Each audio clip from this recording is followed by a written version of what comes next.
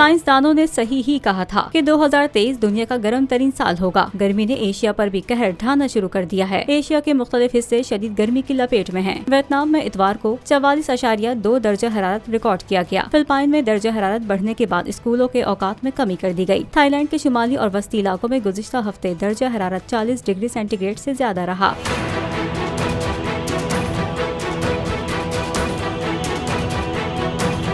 Asia के दीगर खित्तों जैसे चीन, भारत और बांग्लादेश में गुज़िश्ता चंद हफ्तों के दौरान दर्जा हरारत में नुमाया इजाफा देखने में आया। दूसरी तरफ मलेशिया के कुछ इलाकों में बारिशों में 40% कमी का इम्कान जाहिर किया जा रहा है, जिससे पाम ऑयल की पैदावार मुतासिर होगी और दुनिया में खुर्दनी तेल की किल्लत बढ़ सकती है।